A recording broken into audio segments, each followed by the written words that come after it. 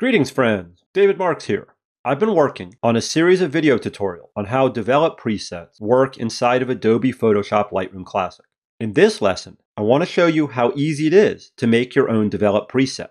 In particular, for today's demo, I'm going to teach you how to make a preset that adds a nice adjustable vignette around the corners of your photograph.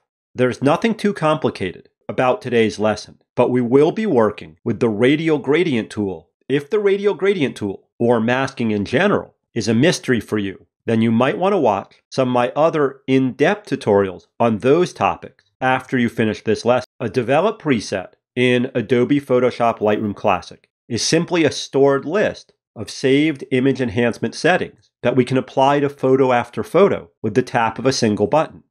That's the concept, but the specific goal of today's lesson is to create and save a preset that will create a nice dark vignette around the edges of my photographs.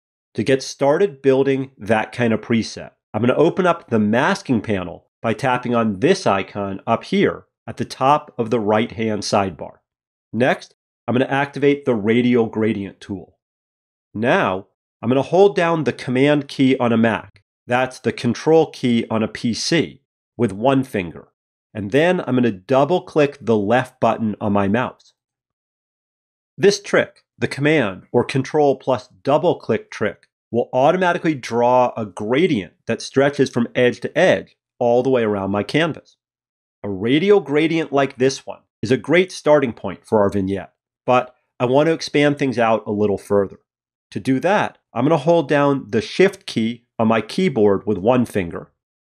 With the Shift key held down, I'm going to drag any one of these control handles out a little further.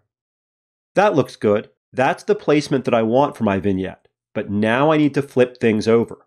I need to invert the area that this gradient will affect so that it will darken the corners rather than the center of my image. For this move, all that I need to do is to tap here on the invert option. Next, I'm going to lower the feathering to about 40. The placement for our gradient is perfect at this point. So now I'm going to key in the values for the sliders down here in the masking panel that will actually make the corners darker. I'll start by setting the exposure down to about -0.75. I'll set the whites and the shadows to about -15 as well. Changing these settings is enough to darken the corners, but along with the darker edges, I also want my vignette to slightly soften the details around the sides of my photo. To do that, I'm going to set the texture down to about -20 and the clarity to about -10. The last thing that I'm going to do here is to lower the saturation down to -10 as well. Now, you won't see that move make any difference on this canvas since I'm working with a flat gray backdrop. But on a full color image, the saturation reduction might prevent the corners from appearing more saturated as their luminance gets darker. The next thing that I'm going to do is to click up here on the three little dots icon to the right of this mask layer. When the menu appears, I'm going to choose the rename command, and I'm going to call this one Radial Gradient Vignette. I don't always name my masks in Lightroom Classic, but it's an important step this time. To see what we've accomplished so far, I'm going to tap on the little eyeball symbol to turn this mask on and off a few times. It's not super dramatic, but I like the way that this mask is lowering the brightness around the edge of my canvas and taking away a little bit of detail. The important part though, the heart of today's lesson, is the way that we can save everything that we have done as a develop preset. To do that, make sure that your mask layer is active again, and then open up the panel on the left side of the screen. Next, open up the presets pane. And now, tap on this little plus symbol over here on the right side of the presets panel. When this flyout menu appears, choose the one that says Create Preset. When this big box appears, don't panic. We only need to push 3 buttons in here to save our work. Starting at the top, let's name our develop preset something like Radial Gradient Vignette. Next, tap on the Check None button down there at the bottom of the screen. When you tap on that button, all of the check marks beside the different settings that a developed preset could store should disappear. With all of those gone, let's tap right here in the masking section where it says Radial Gradient Vignette. If you're curious, what we're doing here is telling Lightroom that we wanted to save the mask layer that we just built and all of its settings inside of this preset. Next, please tap here where it says Support Amount Slider under the words Advanced Settings to activate this great new feature. I promise I'll show you what this option can do for us in just a second. But first, take a second to double check your settings and make sure that your screen looks like mine. If everything looks the same, then go ahead and tap on the Create button. Now, let's do one more thing before we put our new preset to use on some real images. When I saved this developed preset a second ago, I told Lightroom to put it inside of the User Presets group. That group choice is fine for now, but I doubt that I remember where I put this one a few weeks or years down the road. So, to make life easier for myself, I'm going to open up the User Presets group, and now I'm going to right-click on the name of this preset. When I right-click on the words Radial Gradient Vignette, a flyout menu should appear.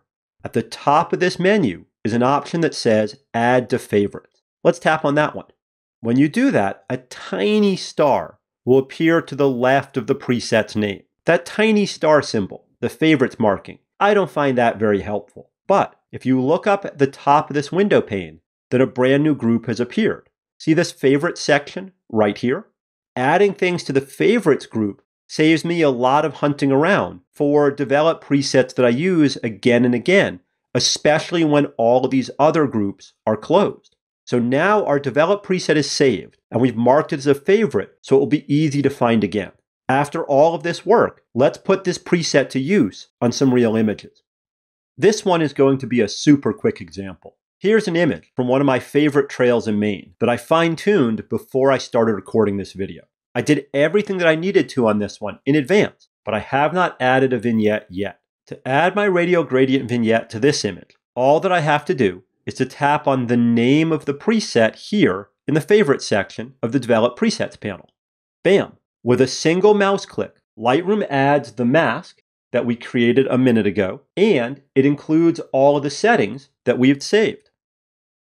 It's probably worth mentioning at this point that vignetting is an old trick. Photographers have been adding vignettes for 100 years, and painters have been using this trick for centuries. The reason that this trick has held on for so long is that it works. Let me show you a before and after here by holding down the backslash key. Before the vignette, after. With the vignette, my vision moves more towards the center of the frame and away from the corners. That's the point. When the edges of our image are a little bit darker, then the eye naturally gravitates in towards the center of the frame. The last example was too easy, so let me show you another one and two additional features. This time, I have a picture of one of my nephews, and once again, we're starting with a photo that I've already prepared for this tutorial. Now, vignettes are useful on all sorts of photographs, but they work particularly well with portraits. To add our Radial Gradient Vignette to this image, all I have to do is tap here again. And just like that, this developed preset snaps our mask into place and it adjusts all of those sliders on the right side for me. Let me show you the before and after by tapping the backslash key. Before, after. I'm pleased with how fast this works, but I feel like the vignetted edges are a little too strong in this photo. I like the effect, but I want it to be softer and less noticeable. To back the strength off here, I could go over to the right side of the screen and open up the masking panel. I could tap on the name of this mask group layer, and then I could adjust each of these sliders. I could do all of that, but there's a much easier way. Instead of messing around in here, I can achieve the same goal, but in less time by using this amount slider, the one that Adobe recently added up here at the top of the Develop Presets panel. When I drag this slider up or down, I'm asking Lightroom to automatically move all of those other controls for me. Dragging the amount slider up would make my vignette even more noticeable. That's great, but in this case, I want less darkening around the edges. So I need to bring this slider down to about, say, 50 or so. Now things are looking good. I must add that this amount slider, this one is a new feature that Adobe slipped into a Lightroom Classic update in the summer of 2022. If you're not seeing this slider, then either you need to update your version of Lightroom Classic, or you might be working with an older developed preset that does not yet support this wonderful addition. Well, there you go. Hopefully, this tutorial has shown you how easy it is to vignette the corners of your image with real precision. Bigger picture. I hope this one has also shown you how easy it is to make and save your own developed presets. Creating a developed preset is pretty straightforward, and the results can be a real time saver if you end up using that preset again and again on image after image. Thanks for watching, and I'll see you in our next tutorial.